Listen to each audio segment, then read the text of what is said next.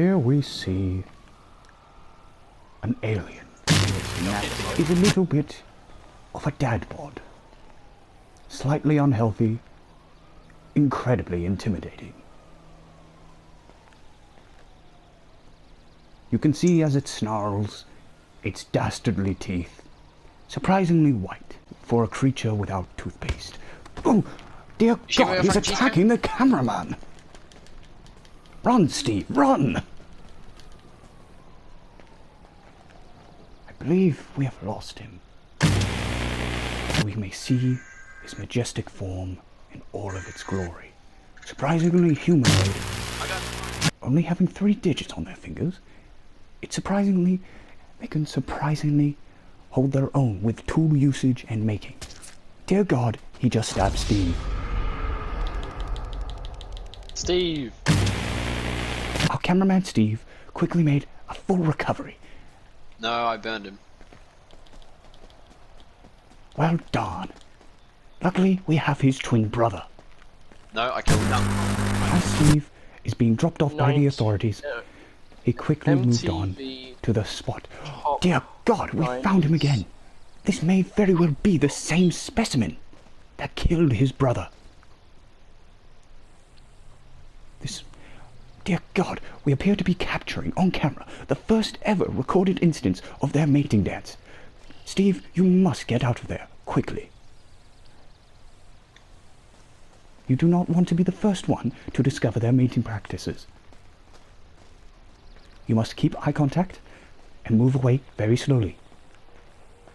Otherwise, he may use that hatchet into your sternum. Now just remain calm, lower yourself, and slowly move away. He seemed to have lost interest on our dear boy, Steve II. Utterly brilliant. As Steve II slowly moves into the bushes, we can see this amazing creature return to its natural habitat. All we know is that they are incredibly deadly.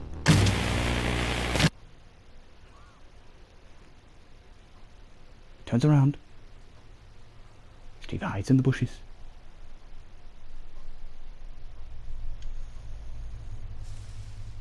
It appears to have lost interest in Steve II. Hey Steve, I think there's something behind you.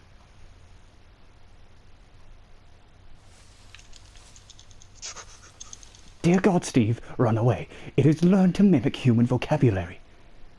You could get very attached to it, as it could mimic the voice of your lover. Much as tigers do. There's another alien right behind you. There's another alien right behind you. Much as tigers. Steve, don't fall for it, you fool! Damn you, Steve! No! Steve! Dear God, Steve, run, Steve! Steve! Luckily, we have your triplet on the phone, so don't worry about the money.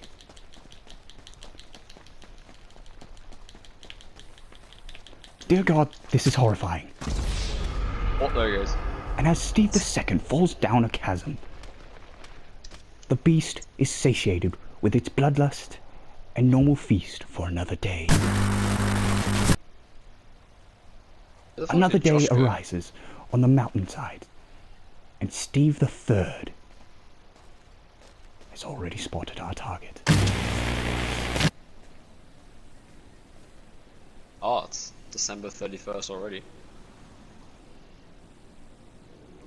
It appears that the vocabulary of this incredible creature has increased even further. Instead of just mimicking, it actually vocalizes its own thoughts. Truly remarkable. Its voice, truly remarkable. Truly remarkable. Truly remarkable. He has seemed to have fashioned his own baseball bat made out of iron. Baseball bat that he's about to smash into the skull of Steve Fruit. Luckily, there is 8 more, Steve. Damn it. We may never even have to find another family, since they seem to fuck like rabbits. Very interesting. And now the voiceover seems to have been running a little slow, since we're already on to our next clip. Majestically, it crosses over the peaks of the mountain, like an action star going to his next drug deal.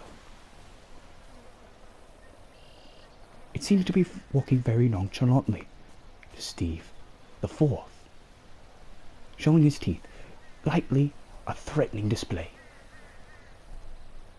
Steve backs down. Very bad height placement, I would say. Dear God, the creature has succumbed to depression by everything. Of the 80s. There's a second. Maybe this species is not as endangered as we once thought. These mountaintops are very unexplored by man. However, back in the 80s, these creatures used to be hunted for their skins and very strange humanoid skulls. Steve the Fourth appears to not even be making its attention. How very curious. Maybe it's his lack of cologne, or his usage of too much.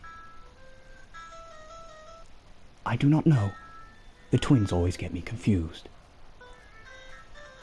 He's approaching again. Steve is already back down, looking deep into his orange, reptilian-like eyes. He slowly moves around and around. This one appears to also have what is called a dad bod as well. Once again, slightly unhealthy, very intimidating. As you can see, the spinal protrusions of this animal is very curious indeed. These may just very well be vestigial parts, completely useless to the creature, because this creature is not very well studied. Nothing is truly known about it. I'm running out of script. We may never see this creature again. Dear God, it's attacking Steve the Fourth. It quickly... of course, it was lulling him into a false sense of security. It makes all the sense. Yeah, that's it. As it was deciding the best way to cook him up and butcher him. Luckily, the same day, the same time, Steve the Fifth was also approaching. After hearing the brutal cries of his fallen brother. Little did he know, next may very well be him to fall.